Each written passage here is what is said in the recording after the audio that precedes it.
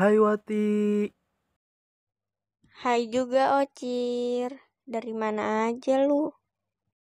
dari tadi. Hehehehe. Eh, sekarang malam apa sih? Kok hawanya beda? Sekarang malam Jumat. Oh, pantesan beda hawanya. Merinding gitu. Hayolah. Gak usah so nakutin. Nanti juga lu sendiri yang takut.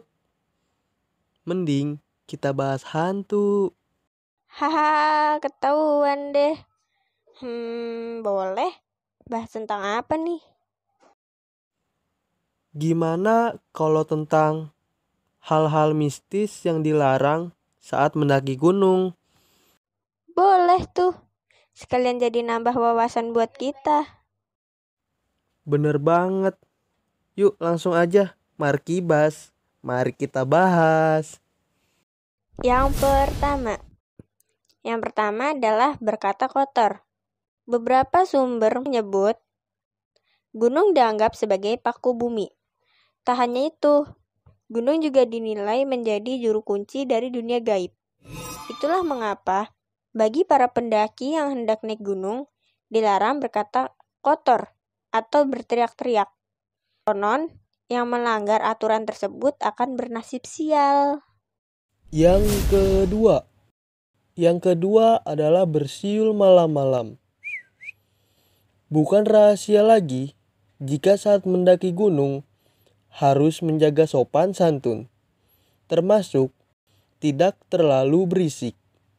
Bahkan jangan bersiul saat malam hari. Bagaimana tidak? Siulan seseorang bisa saja mengundang hewan buas. Bahkan di beberapa daerah, bersiul pada malam hari dapat mengundang makhluk gaib. Yang ketiga adalah jangan mendaki kalau haid. Kalau yang satu ini diperuntukkan bagi kaum Hawa. Bagi kaum Hawa yang sedang haid, nampaknya harus mengurungkan niat untuk mendaki. Pasalnya, ada mitos yang menyebutkan, jika ada perempuan tengah haid berada di hutan, maka akan ada banyak makhluk gaib yang mengikutinya.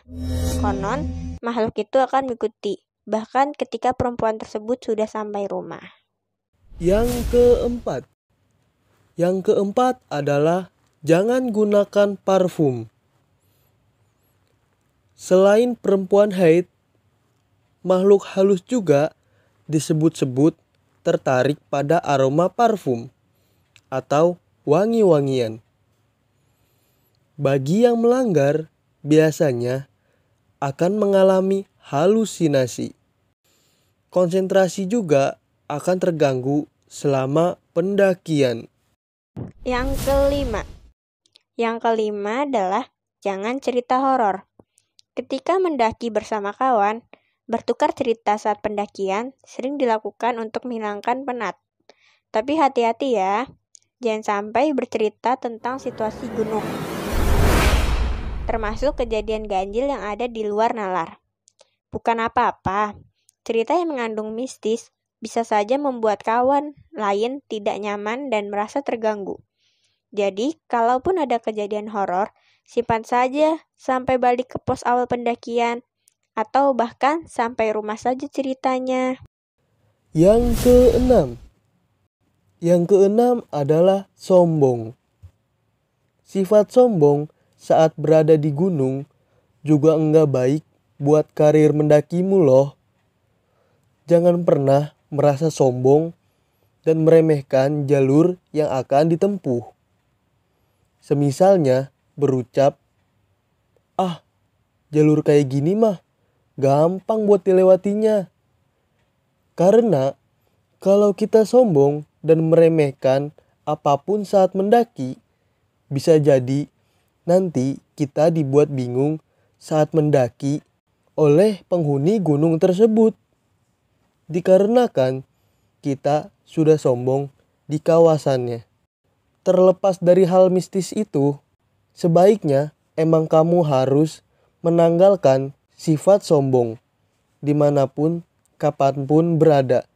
Entah saat mendaki gunung ataupun ngobrol bareng teman. Yang ketujuh. Yang ketujuh adalah mendaki saat maghrib. Sejumlah mitos mengatakan kalau waktu maghrib adalah waktu di mana kolong wewe berkeliaran. Apakah ini benar? Secara ilmiahnya sendiri, waktu maghrib, waktu yang memang mendukung makhluk halus berkeliaran. Alasannya, karena warna merah senja memiliki spektrum cahaya yang memiliki resonansi sama dengan setan dan jin, sehingga menimbulkan suasana yang cocok untuk para jin berkeliaran. Gelombang elektromagnetik juga lebih kuat di waktu maghrib, sehingga keberadaan makhluk halus bisa jadi banyak bermunculan, karena mereka tidak tahan dengan getaran yang dihasilkan dari gelombang elektromagnetik di bumi. Yang kedelapan. Yang kedelapan adalah tanganmu iseng dan jahil sama sekitar. Tanganmu sering iseng dan jahil sama sekitar saat mendaki. Misalnya, mengambil dedaunan atau ranting pohon dengan sengaja ataupun enggak disengaja. Nah, kebiasaan yang ini ternyata bisa berpotensi mengundang setan loh. Karena kamu bisa saja mengganggu wilayah mereka. Yang kesembilan. Yang kesembilan adalah pipis atau buang air besar sembarangan. Jangan sembarangan pipis dan pup di gunung. Banyak orang yang bilang kalau gunung adalah tempatnya para makhluk halus. So, kita nggak boleh sembarangan saat sedang pipis atau pup di sana. Karena dikhawatirkan bisa bikin kotor tempat mereka atau mengganggu mereka. Untuk menghindari hal-hal yang nggak diinginkan, kamu harus permisi dulu sebelum pipis atau pup di gunung. Dan carilah lokasi buang air yang aman. Yang ke-10. Yang ke-10 adalah melamun. Jangan coba-coba deh melamun saat mendaki. Nggak semua pendaki melakukan pendakian dalam keadaan yang 100% baik-baik saja. Pasti ada juga pendaki yang memiliki masalah saat mendaki gunung. Kadang masalah ini bikin mereka melamun nggak jelas. Perlu diketahui, saat melamun bisa menyebabkan gampangnya makhluk halus merasuki ke dalam tubuh, atau yang sering disebut dengan kesurupan. Jadi, untuk para pendaki dihimbau jangan pernah melamun dalam keadaan apapun. Yang ke-11. Yang ke-11 adalah pantangan memetik bunga anggrek di Gunung Salak. Penduduk sekitar selalu mengingatkan kepada para pendaki yang hendak menyatroni Gunung Salak supaya mereka tidak memetik bunga anggrek.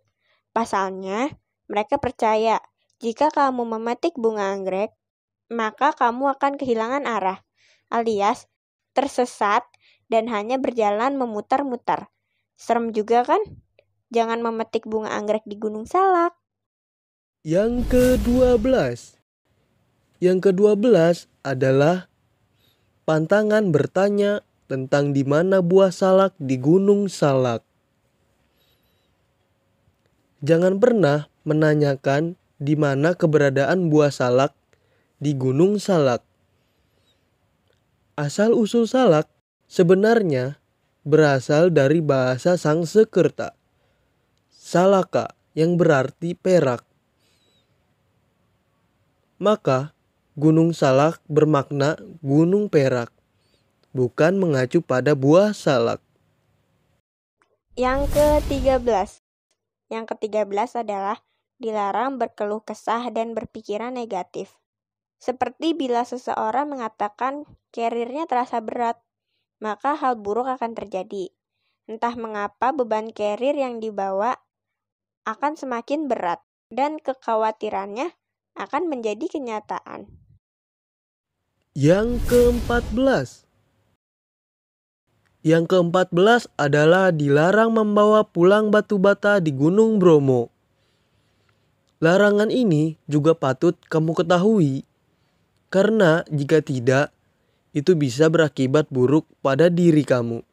Ketika kamu berwisata ke Gunung Bromo, jangan coba-coba membawa pulang batu bata dari tempat tersebut. Jika kamu melakukannya, penghuni Bromo diyakini akan marah dan dapat membawa nasib buruk bagimu. Sekian dulu pembahasan tentang hal-hal mistis yang dilarang saat mendaki gunung. Benar atau tidaknya, semua larangan itu kita balikan lagi kepada Sang Maha Pencipta. Karena hanya kepada Tuhan yang Maha Esa lah kita meminta perlindungan dimanapun dan kapanpun. Intinya, kalau mendaki gunung harus menjaga sopan santun dan jangan mengganggu jika tidak mau diganggu.